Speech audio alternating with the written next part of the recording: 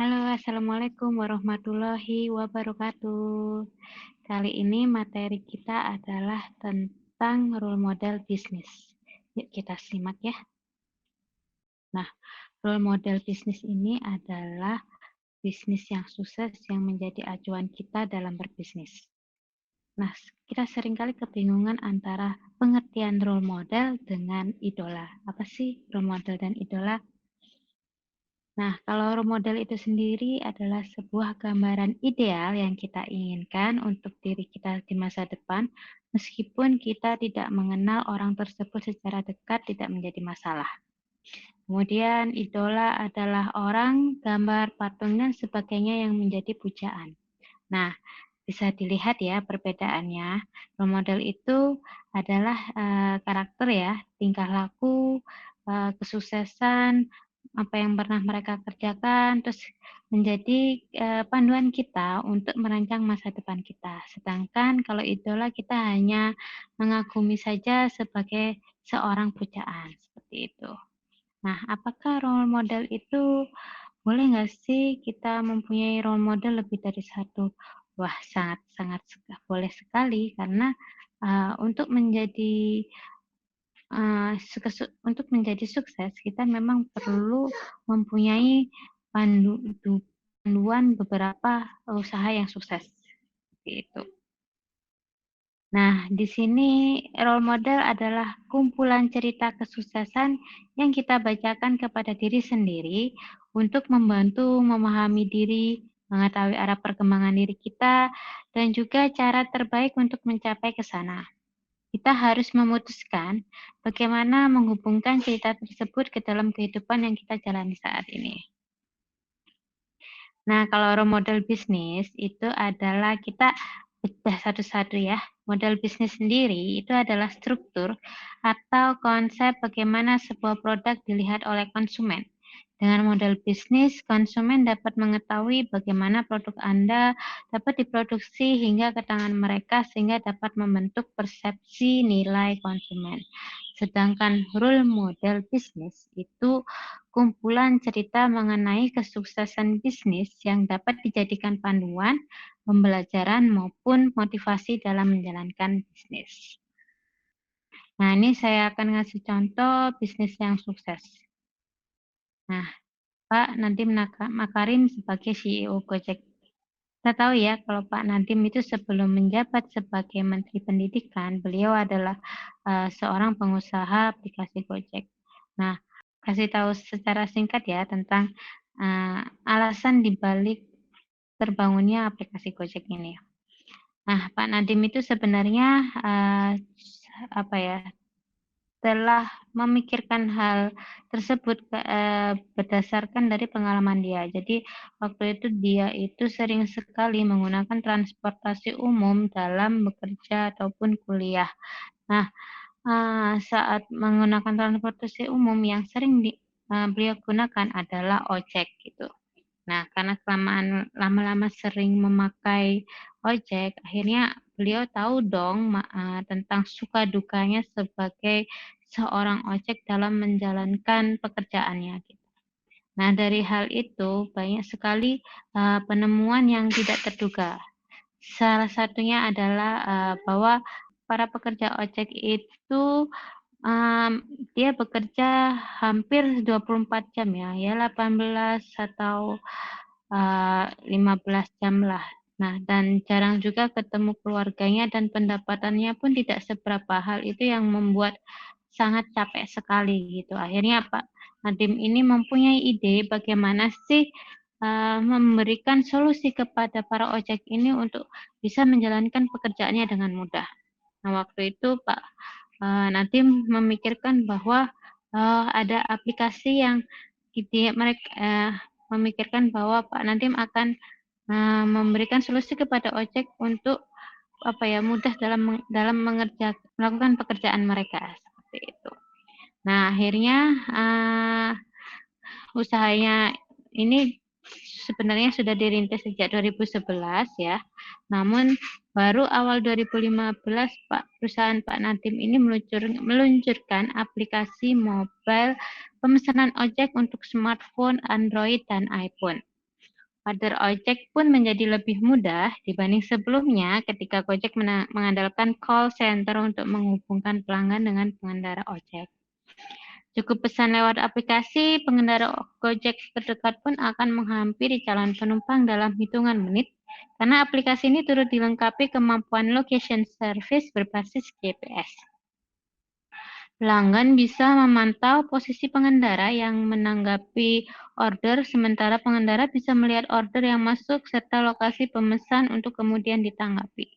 Nah, semakin perkembangannya zaman, ternyata Gojek ini tidak hanya memberikan pelayanan transportasi penumpang. Kalau kalian tahu ya, di Gojek itu juga ada fasilitas dan servis lainnya, seperti misalnya GoFood, yaitu ojek mengantarkan makanan orderan kalian, atau juga GoSend dan lain sebagainya gitu. Nah, Pak Nadiem itu berharap Gojek nantinya bisa membantu semua penumpang ojek dalam menggunakan transportasi andalannya. Para tukang ojek pun tak perlu mangkal lagi karena cukup mengandalkan pesanan yang masuk dari smartphone. Nah, ada contoh lagi yaitu Mbak Devi Raisa Rahmawati. Ya, dia juga CEO Rabbit Hole, yaitu penerbit buku anak. Nah, kalau nggak salah dia memulai bisnis ini tahun 2012 ya, atau 2011 gitu ya. Dan Rabbit Hole kini menerbitkan 14.000 eksemplar setiap bulan dalam meraup omset sebesar 1 miliar per bulan. Angka tersebut jauh melampaui perkiraan mereka sendiri, mengingat kedua pendirinya yaitu Mbak Devi Raisa Rahmawati dan Guntur Gustanto memulai usaha dengan modal nekat dan riset kecil-kecilan. Nah, selain modal nekat, Mbak Devi dan Mas Guntur ini tentu juga bermodal karya serta uang, karena setiap cerita dan ilustrasi pada buku Rabbit Hole adalah karya kedua individu tersebut. Adapun kalau mengenai soal uang, Mbak Devi ini mengaku dirinya dan Mas Guntur mengeluarkan 10 juta untuk mencoba memproduksi 1000 es lempar yang belakangan laris terjual dalam setahun. Hingga saat ini, Rabbit Hole telah merilis 11 judul buku untuk usia anak 0 hingga 7 tahun, dan harga bukunya bervariasi antara 29.000 sampai 185.000. Harga sebesar itu relatif mahal, apalagi buku masih dipandang sebagai kebutuhan sekunder atau tersier. Bahkan, Ikatan Penerbit Indonesia (IKAPI) mencatat rata-rata orang Indonesia hanya membeli 2 buku per tahun. Nyatanya, Rabbit Hole mampu mencetak 14.000 eksemplar setiap bulan. Angka ini merupakan kegairahan di tengah kelesuhan. Sejak 3 tahun terakhir, IKAPI menyebutkan industri buku nasional mencatatkan penurunan bahkan hingga 10% akibat melemahnya daya beli. Nah, kalau kalian tahu, ternyata Mbak Devi Raisa dengan Mas Guntur ini sempat loh menolak para investor yang ingin menginvestasikan uangnya pada usaha mereka. Kenapa kok ditolak gitu ya? Ternyata mereka ini tidak mau ketika ada investor, para investor itu akan mengurangi kualitas dari bukunya itu sendiri. Karena Mbak Devi dan Mas Guntur ingin bahwa bahwa tujuannya adalah untuk mendidik anak-anak ya, mengedukasi anak-anak melalui sebuah buku, di mana pada era teknologi ini ya, buku itu jarang sekali disentuh lah. Yang tadi si IKAPI bilang bahwa masyarakat Indonesia itu membeli 2 buku per tahun, rata-rata seperti itu. Gitu. Nah, Mbak Devi sama Mas Guntur tidak menginginkan hal tersebut. Akhirnya mereka selalu akhirnya mereka berdiri sendiri dengan kaki-kaki mereka gitu ya, dan selalu melakukan inovasi yang dimana ternyata anggapan orang-orang itu salah, sehingga Rabbit Hole mampu menunjukkan bahwa dia mampu loh berdiri dengan mencetak 14.000 eksemplar setiap bulan. Hebat kan? Kemudian ada lagi Royas Amri Bastian ya, dia CEO Sign Design dan CEO Alapola. Sign Design itu adalah studio desain ya, sedangkan CEO Alapola itu adalah kaos ya, tapi dengan khas lokal konten yaitu budaya Madura. Nah, Totalitas gagasan dan kerja keras berhasil mengantarkan Mas Royas ini ke jajaran pengusaha industri kreatif di Indonesia. Syaratnya hanya memperdayakan otak kanan yang berperan penting dalam penciptaan kreativitas. Di saat profesi sebagai pegawai kantoran sudah tak lagi menggiurkan ya, pertumbuhan industri kreatif pun kian menjamur di berbagai tempat, terutama di kalangan anak muda yang memiliki segudang ide serta energi yang meluap-luap. Tak heran jika dalam tempo 10 tahun terakhir jumlah pengusaha berusia muda yang menggiat di bisnis kreatif di Indonesia meningkat pesat. Salah satunya yaitu tadi Mas Royas Amri Bestian Putra Bekasi kelahiran 82. Nah, hobinya itu menggambar dan bermain video game menjadi bekal kemampuannya menciptakan komik sejak masih duduk di bangku SMP. Bersama keluarganya, bungsu dari 4 bersaudara ini juga merintis usaha pembuatan kaos dengan desain unik yang mengangkat ciri khas daerah asalnya yaitu Madura. Tamat dari jurusan desain grafis ITS Surabaya, pria yang lulus dengan predikat terbaik di kelasnya ini pun bergabung dengan kedua kakaknya mendirikan Sign Design Communication, sebuah perusahaan yang bergerak di bidang jasa desain dan komunikasi visual di Jakarta. Bersama anggota tim yang dijulukinya pekerja otak kanan, Royas telah menggarap puluhan proyek desain prestisius dari dalam dan luar negeri.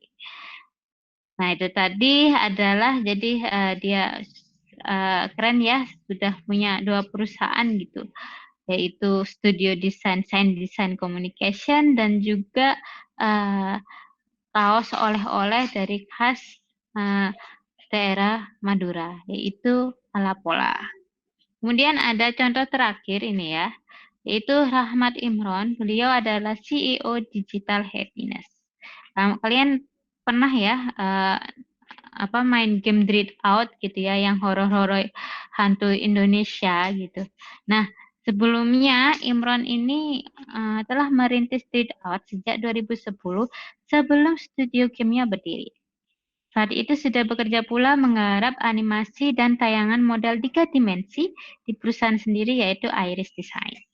Penyuka film dan game horor itu kemudian bersama teman-temannya yaitu Fadi Fanadi, Sukmadi, Dwi Arif Irawan, mulai mengerjakan Read Out dengan memakai Unity Engine seharga 1.500 US dollar. Dimulai dari pembuatan cerita dalam sebulan lebih dan sempat berganti tema, seperti perdagangan manusia dengan unsur mistis, mereka pernah meminta bantuan penulis naskah. Akhirnya, mereka sepakat dengan tema petualangan bersama hantu lokal. Perlu waktu lebih dari 2 tahun loh, hingga mereka berhasil meluncurkan demo game pada 1 April 2013. Menurut Imron, perjalanan kerja selama itu menyesuaikan dana yang terkumpul. Duit itu berasal dari berbagai proyek pengerjaan di Iris Design. Nah, penggarapan Trade Out sendiri menghabiskan 300 juta, biaya yang paling besar untuk membayar upah pegawai dan pekerja kontrak. Jumlah tersebut ditambah dengan dana yang terkumpul dari crowdfunding hingga akhirnya Trade Out bisa dirilis 15 Mei 2014. Wah, sangat keren sekali ya. Kalau game Trade Out itu, kalian tahu ya, kalau game Trade Out itu adalah awal munculnya game-game lain yang ada di Indonesia. Jadi sebenarnya orang-orang Indonesia itu pintar banget untuk nggak kalah dan dari orang-orang luar gitu membuat game buatannya negeri sendiri seperti itu. Nah, ada satu moto ya dari Alexander Graham Bell bahwa ketika satu pintu tertutup maka pintu lain terbuka. Namun kita seringkali terpaku menyesali pintu yang tertutup itu hingga tak bisa melihat pintu lain yang terbuka bagi kita. Artinya apabila ada peluang yang sudah tertutup, maka kita tidak boleh terus-menerus menyesali peluang tersebut. Karena peluang satu tertutup, peluang yang lain pasti akan terbuka, gitu ya. Nah, kita kalau terlalu menyesali, kita tidak akan bisa membaca peluang-peluang yang lain, gitu. Makanya untuk memulai bisnis kalian harus selalu semangat dan tidak mudah pandang menyerah atau menyesali apapun, tetap gerak jalan terus. Nah, kali ini saya akan memberikan contoh dua-dua model bisnis ya. Nah, karena model bisnis saat ini itu banyak yang bisa kalian terapkan gitu ya. Jadi menetapkan model bisnis itu sama aja dengan bagaimana kalian menetapkan nilai dan harga produk bisnis kalian kepada konsumen. Oke, kita mulai dari sebelum masuk itu ada model bisnis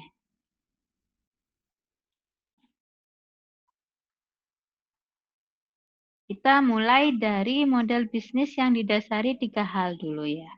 Sebelum kita membicarakan dua-dua model bisnis. Yang pertama adalah create, sell, dan consumer perceive gitu ya. Jadi memang dalam sebuah model bisnis gitu ya, kita pasti akan menciptakan sebuah model itu. Kemudian kita mencoba untuk menjual dan kita akan melihat efek dari konsumen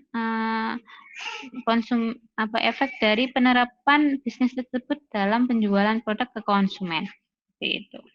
Nah, kemudian ada model bisnis yang pertama yaitu subscription atau langganan. Subscription atau langganan. Jadi model bisnis yang pertama adalah berlangganan.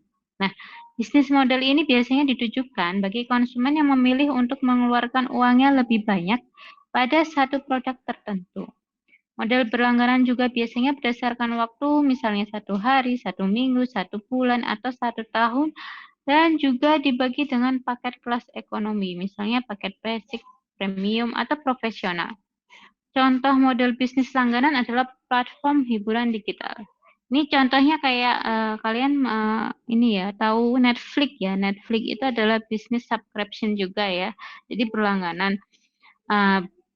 Rata-rata kalau dalam Netflix ada yang di berlangganan selama 1 bulan ataupun 1 tahun, juga dengan paket-paket yang paket basic, paket premium, dan paket profesional itu ada di Netflix gitu ya. Kita sebagai konsumen tinggal memilih mau pilih yang mana gitu.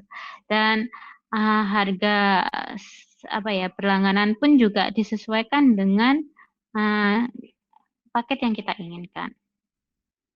Kemudian model bisnis premium yaitu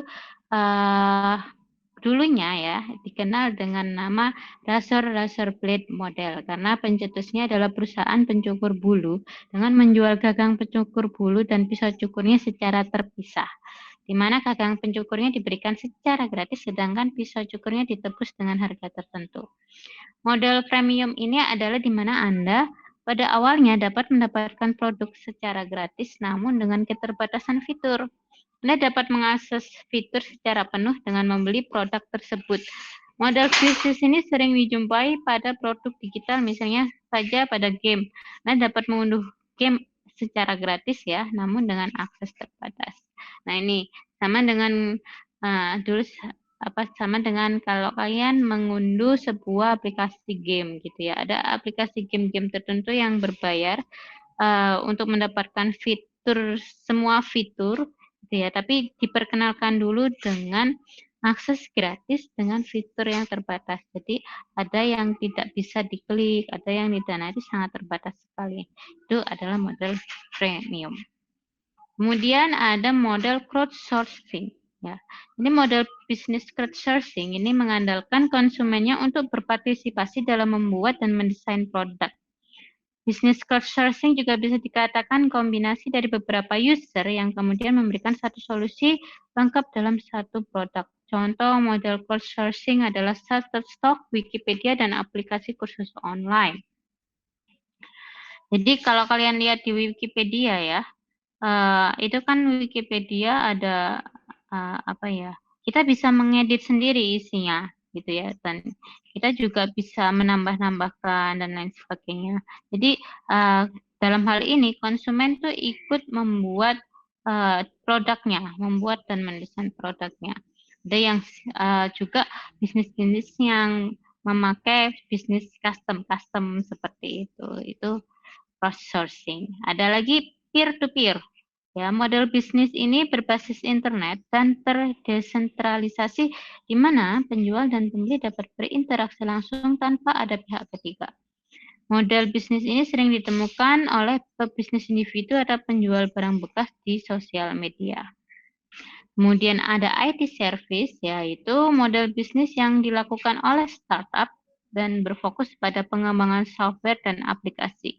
Model ini terbagi menjadi 3, yaitu SaaS, PaaS, dan IaaS. Pertama adalah software as a service, ya, di mana perusahaan pengembang secara penuh mengelola produk yang ditawarkan, contohnya software dan aplikasi absensi. Kemudian platform as a service PaaS ya sedikit berbeda dengan SaaS dari segi penggunaannya, di mana pembeli membeli secara penuh teknologi tersebut dan perusahaan yang menjual sebagai pengolah, penyedia, dan penyimpanan data. Sedangkan infrastruktur as a service IaaS adalah di mana perusahaan penyedia atau penjual hanya menyediakan server untuk penyimpanan data. Kemudian ada online marketplace, model bisnis internet yang sangat populer saat ini di mana satu pihak tertentu menyediakan lapak online berskala besar dan diisi oleh beragam dan banyak penjual. Contoh online marketplace ya, yang kalian tahu di Indonesia itu ada Tokopedia, ada Shopee, dan lain sebagainya. Kemudian ada affiliate marketing. Affiliate marketing adalah istilah modern dan canggih dari makelar. Model bisnis ini sudah ada sejak lama dan masih populer hingga sekarang ya. Contoh dari model ini adalah ketika Anda memiliki usaha wedding organizer, event organizer, dan kepada konsumen, Anda menawarkan paket catering dan juga tata rias yang dikelola pebisnis lain lewat bisnis wedding organizer yang sedang Anda jalankan. Jadi yang namanya event-event organizer yang membantu Anda dalam menyelenggarakan suatu kegiatan atau acara itu affiliate marketing.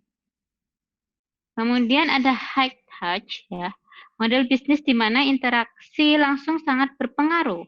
Bisnis ini membutuhkan sentuhan manusia langsung dan tidak bisa tergantikan dengan pihak ketiga. Model high touch misalnya saja jasa penyelenggaraan event, salon, terapis, atau penyedia jasa perbaikan alat. Ada lagi yang namanya low touch. Berbeda dengan high touch, low touch adalah model bisnis yang tidak memerlukan interaksi langsung manusia dalam menjual produk.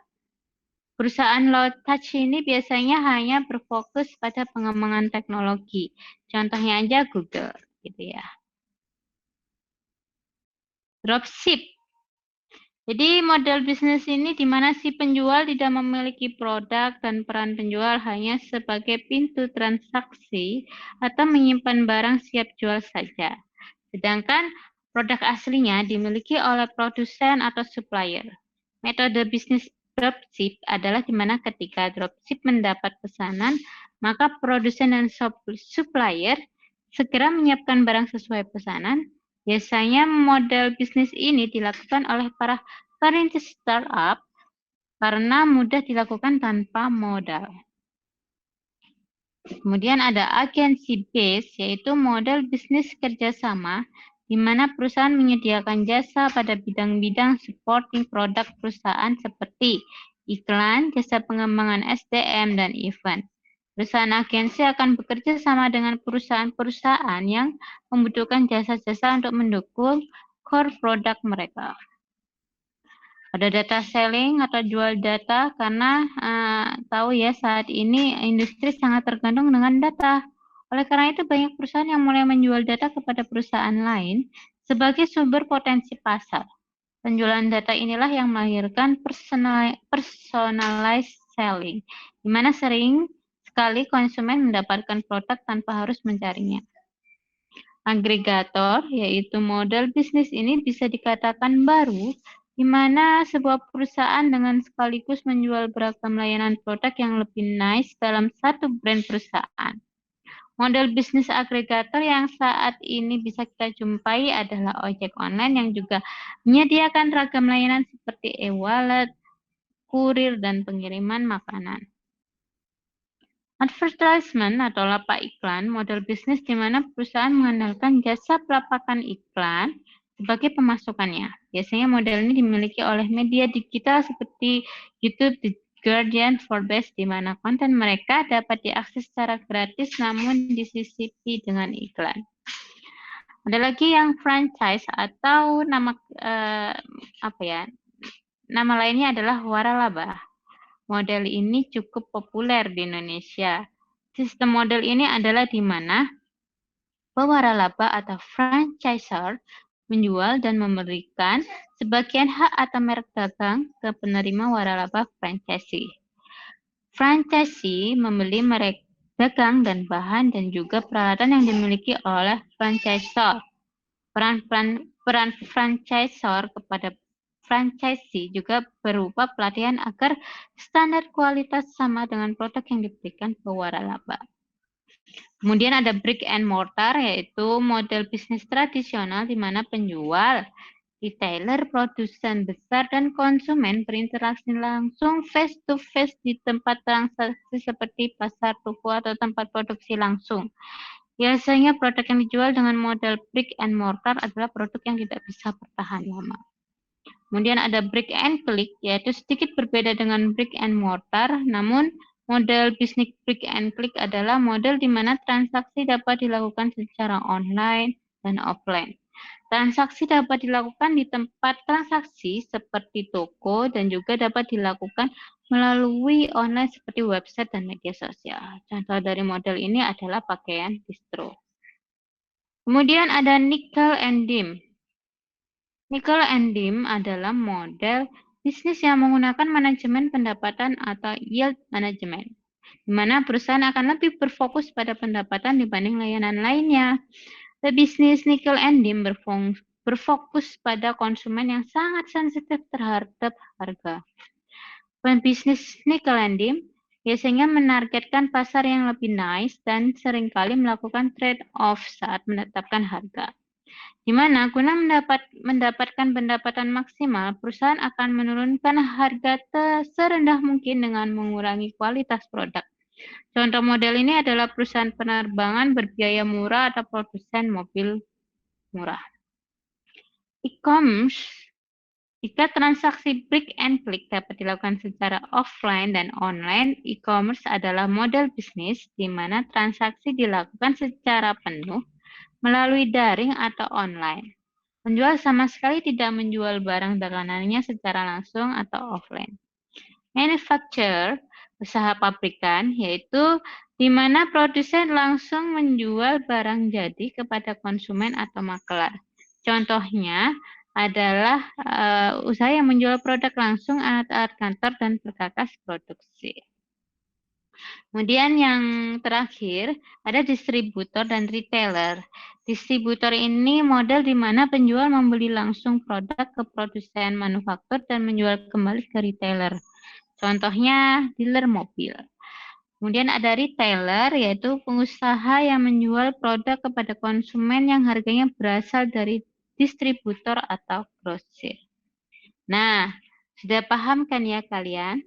Kalau ada yang masih ditanyakan, kalian bisa tanya saya secara komen di bawah ya, atau kirim email ke saya ke ailena.tkv@upnjatim.ac.id.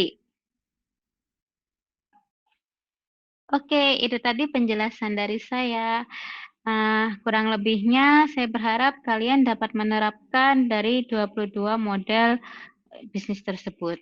Nah, model itu bisa diterapkan 1 atau 2 atau lebih ya, yang disesuaikan dengan kebutuhan usaha kalian. Semoga kalian sukses ya, dan sampai jumpa. Assalamualaikum warahmatullahi wabarakatuh.